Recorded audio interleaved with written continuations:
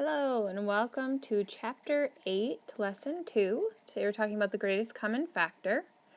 So let's think about what is a factor. Remember, we have factor times factor equals product. So factors are just the numbers we multiply together to get our product, or the answer to a multiplication problem. Factors shared by two or more numbers are called common factors, right? So if I have something in common with something, I have something that we share. The greatest of the common factors of two or more numbers is the greatest common factor. Now, often kids get the greatest common factor mixed up with the least common multiple. Now, multiple means count by. Mrs. Watkins. Means count by.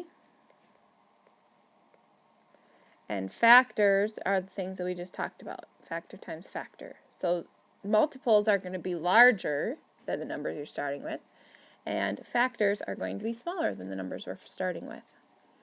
So let's get started. Well, I think it'll help to do some practice problems here.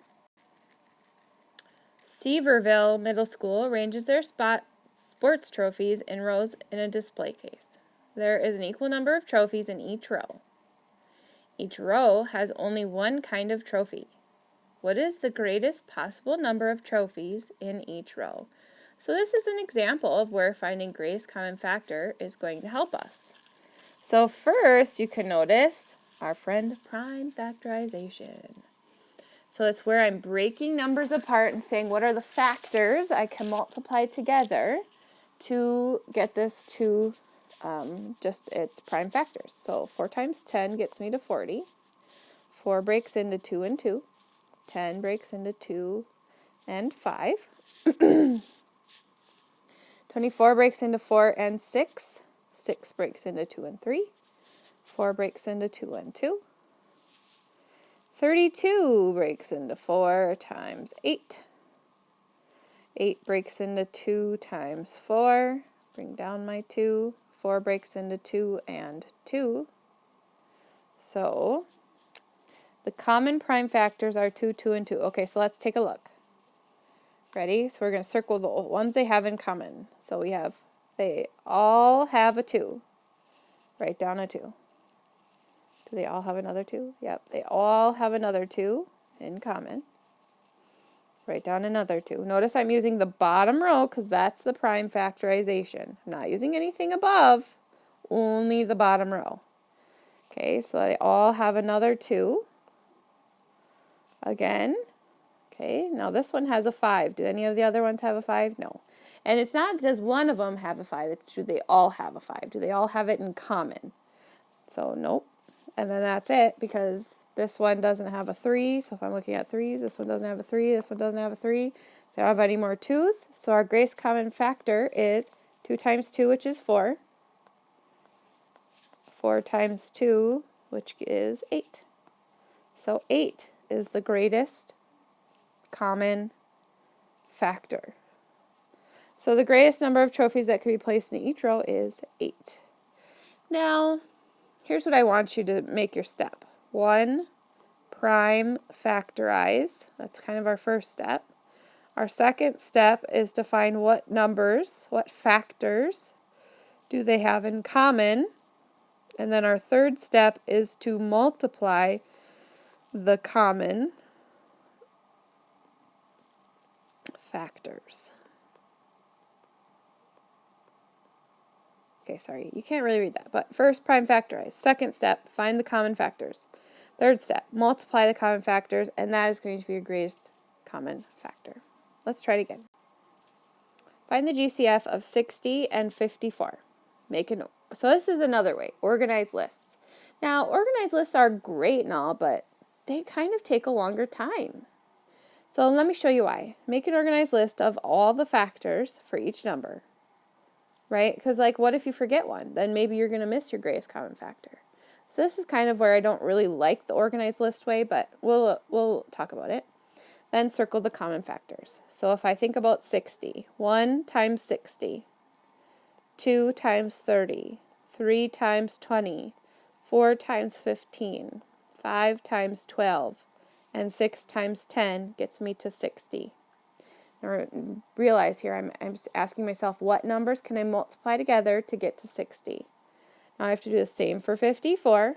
1 times 54, 2 times 27, 3 times 18, and 6 times 9. Now I'm going to look and find the common factors. So they both share a common factor of 1, 2, they both have a common factor of 3, right? 6, it must be it because there's no more spaces. Yep, that's it. So the greatest common factor, these are all common factors, but we want the greatest one, is 6. Okay, so this one I don't like as much because you have to remember and make sure you don't forget any of the factors. But it always is an option. Okay, so here's an example where we have to find the factors. So ready? Does 1 go into 8? Yes. 2? Yes. 3? No. 4? Yes. 5? No. 6? No. 7? No. 8? Yes. Done. 32. 1? Yes. 2? Yes. 2 times what, though? 2 times 16. So I need to make sure I get a 16 in there. Make a note. 3? Nope. 4? Yes. 4 and 8. 5? No. 6? No. 7? No. 8? Yes. Then I know I need to pair up 2 with 16. 2 times 16, 4 times 8 is 32. 1 times 32, and I got them all. Okay, so the common factors are 1, 2, 4, and 8. So the greatest common factor of 8 and 32 is actually 8. And that's okay. Sometimes it is one of the numbers, and so that's fine. Let's try another. Okay, here's what I'm thinking. I'll do both ways for this one. Okay, so 3 is 1 and 3, because it's prime. 12 is 1, 2, goes into 12, 4, oh, 3 does too. Better get 3 in there. 3, 4, 6, and 12. 12 times 1. Here's what I'm doing in my head. 1 times 12, 2 times 6, 3 and 4. Okay. Now 18. 1, 2, 3, 4, no. 5, no. 6, yes. 7, no. 8, no. 9, yes. And 18. 1 times 18, 2 times 9, 3 times 6. Good. So the common factors of all of these numbers are 1 and 3. So the greatest common factor of 3 and 12 and 18 is 3. Alright, so let's try this a different way. Let's do prime factorizing. So if I prime factorize 3, it would be 1 and 3. So then down here I'm going to put 1 and 3. If I prime factorize 12, I get 3 and 4. 4 breaks into 2 and 2. There's 3. Bring it down. So 12 is 3, 2, and 2. And then if I prime factorize 18, I'm going to do 6 and 3.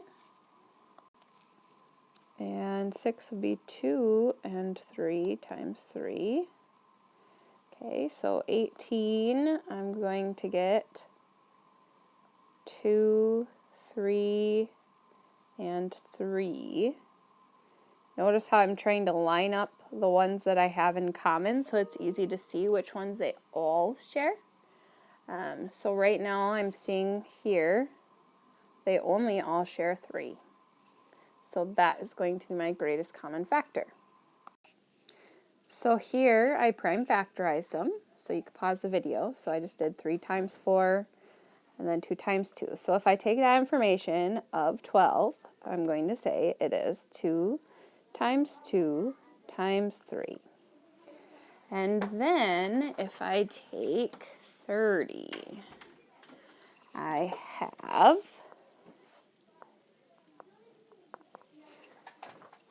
2 3, and 5. And then if I take 72, I'm going to look. Okay, I have a 2. Okay, so that's a common. I'm going to cross that one off. I have another 2. I have a 3. And then I have a 2 and a 3. 2 and a 3. So notice how I cross that one off, because that one was kind of a crazy one, because I have 2 3s and 3 2s. So I wanted to make sure I get them all in. Okay, so if I look, the common factors are 2s and 3s. So in order to find the greatest common factor, I'm going to multiply 2 times 3 to get 6. So my greatest common factor is 6 for all of them. Now I can double check. Does 6 go into 72? Yep, because 6 times 10 is 60 plus 12, which is also a factor, or a multiple of 6. It gives me 72. 6 goes into 30. 6 goes into 12. So that is my greatest common factor for 12, 30, and 72 is 6.